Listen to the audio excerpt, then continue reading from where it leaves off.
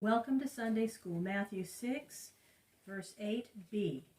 For your Father knoweth what things ye have need of before you ask him. After Jeroboam and Nadab his son, Baasha reigned as king of Israel. But he did as Jeroboam had done before him, disobeying the word of the Lord and worshipping idols. Therefore the Lord sent a prophet to Baasha, saying, Thus saith the Lord to Baasha, king of Israel, I lifted you up from the dust and made you the prince over my people Israel. But you have walked in the way of Jeroboam and have made Israel sin. Therefore your family shall be destroyed like the family of Jeroboam. When Baasha died, his son Elah became king.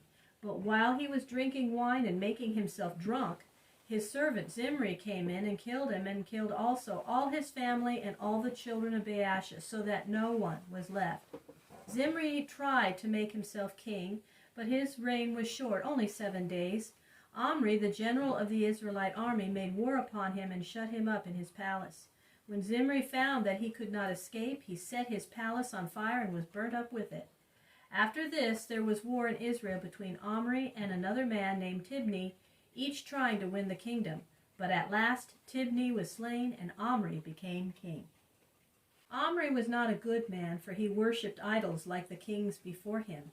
But he was a strong king and made his kingdom great. He made peace with the kingdom of Judah, for there had been war between Judah and Israel ever since Jeroboam had founded the kingdom. Omri bought a hill in the middle of the land from a man named Shemer, and on the hill he built a city which he named Samaria, after the name of the man for whom he had bought the hill. The city of Samaria became in Israel what Jerusalem was in Judah, the chief city and capital. Before the time of Omri, the kings of Israel had lived in different cities, sometimes in Shechem and sometimes in Tirzah. But after Omri, all the kings lived in Samaria, so that the kingdom itself was often called the kingdom of Samaria. After Omri came his son Ahab as king of Israel, reigning in Samaria. He was worse than any of the kings before him. Ahab took for his wife Jezebel, the daughter of the king of Zidon, on the coast of the Great Sea. And Jezebel brought into Israel the worship of Baal and of Asherah, which was far more wicked than even the worship of the golden calves at Bethel and Dan. Jezebel was so bitter against the worship of the Lord God of Israel that she sought out the prophets of the Lord everywhere and slew them, so that to save their lives the prophets hid in caves among the mountains.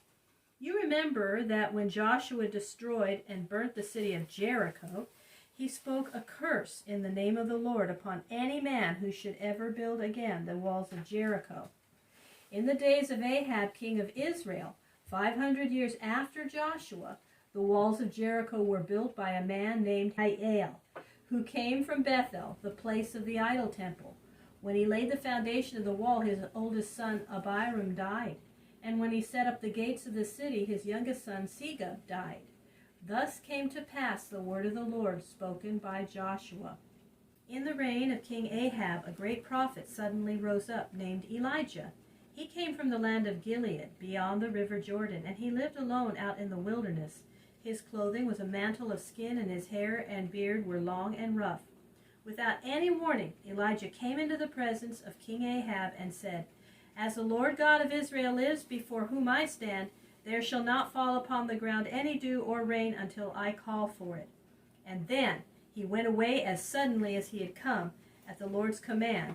He hid himself in a wild place by the brook Cherith, which flows down from the mountains into the river Jordan.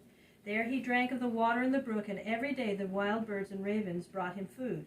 It came to pass, as Elijah had said, that no rain fell upon the land, and there was not even any dew upon the grass. Every day the brook from which Elijah drank grew smaller, until at last it was dry, and there was no water. Then the Lord spoke to Elijah again and said, Rise up and go to Zarephath, which is near to Zidon by the great sea on the north of the land of Israel. I have commanded a widow woman there to care for you. So Elijah left the brook Cherith and walked northward through the land until he came near to the city of Zarephath.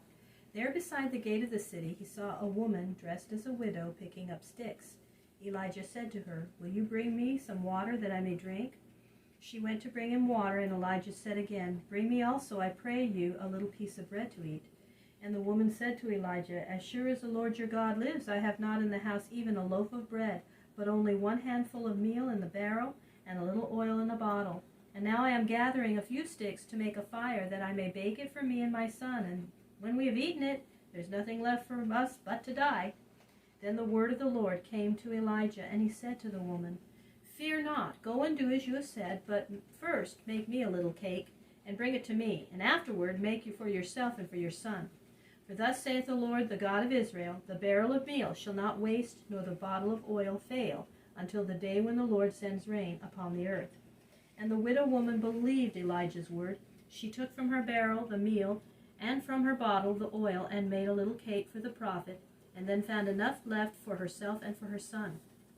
And the barrel always had meal in it, and the bottle held oil every day. And the prophet and the woman and her son had food as long as they needed it. After this, one day the son of the widow was taken very ill, and his illness was so great that there was no breath left in him. The boy's mother said to Elijah, "O man of God, have you come here to cause my son to die?" And Elijah said to her, "Give me your son." And Elijah carried the boy up to his own room and laid him on the bed. Then he cried to the Lord and said, "O Lord, hast thou brought trouble upon this woman by taking away the life of her son?" Then he stretched himself upon the child's body 3 times and cried to the Lord again, "O Lord God, I pray thee, let this child's soul come into him again." And the Lord heard Elijah's prayer, and the child became living once more. Then Elijah carried the living boy back to his mother, and she said, "Now I am sure that you are a man of God, and that the word of the Lord which you speak is the truth."